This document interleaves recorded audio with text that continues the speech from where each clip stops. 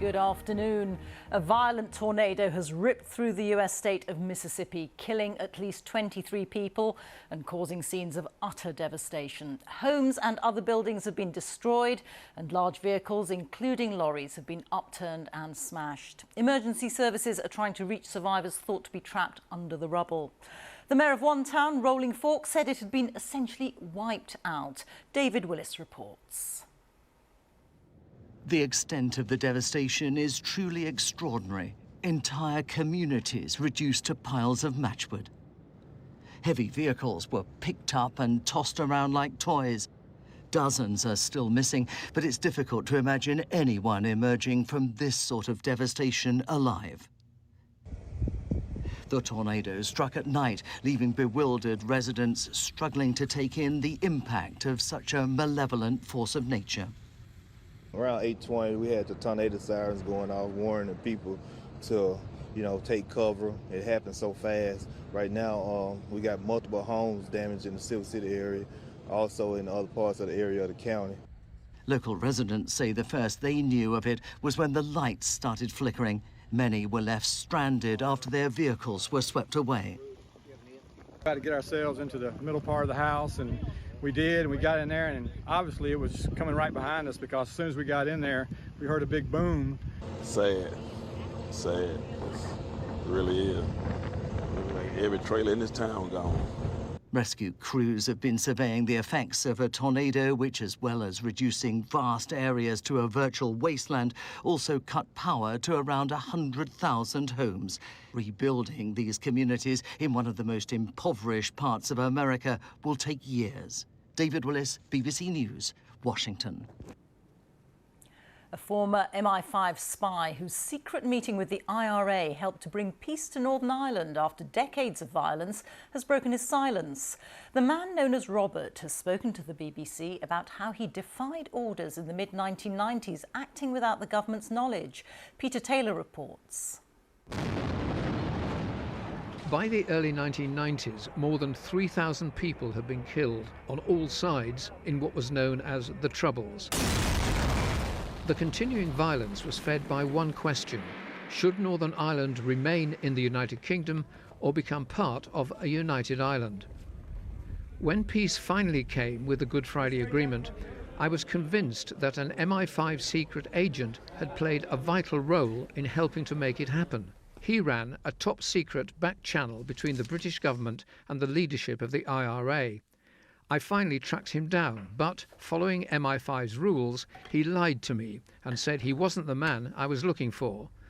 Then, astonishingly, in 2021, I received a letter. Dear Mr. Taylor, you will no doubt be surprised to hear from me after so many years. For a variety of reasons, I could now give you some background which might fill in some gaps. Robert was due to meet senior Republicans, but the government cancelled the meeting after IRA bombs in Warrington killed 2 children. Robert disobeyed orders, sensing that despite its campaign, the IRA was looking for peace. At the meeting, he gave them an extraordinary prediction. The final solution is union. It's going to happen anyway. This island will be as one. Is that what you said? I must have done. That's what's in the minute that But they that's took. if they wrote it down, then it seems quite likely. But you had no authority to say that. No. And what you said flew directly in the face of what British government policy was. Yes. Those words were absolutely crucial because it appeared that behind the scenes, the British government was secretly working towards a united Ireland, the IRA's goal, but to Unionists, treachery. But in the autumn of 1993, with no sign of the violence ending, Robert's secret mission was exposed. He resigned from MI5. The operation looked like a failure. But that's not the end of the story. The IRA still had a desire to carry on discussing a way forward, remembering Robert's words, "The final solution is union. This island will be as one." I believe that Robert's words helped pave the way for the ceasefire and ultimately the Good Friday Agreement of 1998. It also meant that an uncountable number of lives were saved. Looking back, it's a degree of pride that I've played a small part in history, done some good in the world. Peter Taylor, BBC News. And you can see Peter's full story on BBC Two at 7 p.m. tonight and at 10 to 10 in Northern Ireland. And it'll also be available on the iPlayer. 2 teenagers have appeared in court charged with murdering a 16-year-old boy who was stabbed to death in Northampton. Rohan Shand died in Kingsthorpe on Wednesday. Angus Crawford reports. Rohan Shand, just 16, known as Fred to his friends and family, stabbed to death. Police say some kind of incident took place here in Kingsthorpe at about 3:30 on Wednesday afternoon, and Rohan received a single stab wound to the chest. He died later from his injury. Initially, there were 4 arrests. 2 men were released without charge. But today, 2 boys aged 14 and 16 appeared before magistrates charged with murder. The teenagers can't be named for legal reasons and have been remanded until Monday, when there'll be another hearing at Northampton Crown Court. A community which has lost one of its own, trying to support each other.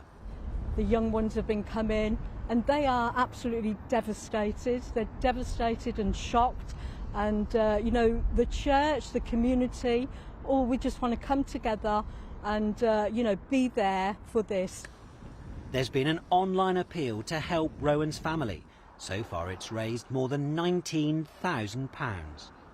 Angus Crawford, BBC News, Northampton. After a week of protests over the government's pension plans in France, there have been violent clashes between demonstrators and police in western France, this time linked to concerns about water usage by big agricultural producers. At least 3 police cars were set on fire in Sainte-Soline. Security forces fired tear gas and used water cannon, while demonstrators threw stones and Molotov cocktails. The former Prime Minister Liz Truss has been facing criticism following reports that she's drawn up a list of resignation honours. Ms Truss, who spent only 49 days in office, has put forward 4 people. I'm joined now by our political correspondent Ian Watson. Tell us more about this, Ian. Yes, well, all Prime Ministers, Rita, are entitled to submit what's called a resignations honours list, people they can honour in some way or send to the House of Lords. Not all of them do, but I can tell you at Westminster some jaws have been dropping that the shortest ever serving Prime Minister has chosen to draw up such a list. As you say, she was in power not for very long, about 7 weeks, and was in effect forced from office by her colleagues after a mini-budget, which I think it's fair to say was not desperately well received. Now, as I understand it, any list is likely to be relatively short. It's not going to be extensive, and we're still at a very early stage in this process. There'll be further scrutiny, a House of Lords Commission and so on, further down the line. But what I can say is that it isn't just opposition parties who are complaining about this. Some of the key figures in Liz Truss's leadership campaign from last year feel this whole thing is misjudged and they're not best pleased about it. As for the opposition parties, well, they're calling Rishi Sunak to step in, to intervene and to stop this happening. Ian, many thanks. Ian Watson there. The Mayor of Greater Manchester, Andy Burnham, has been fined almost £2,000 for speeding.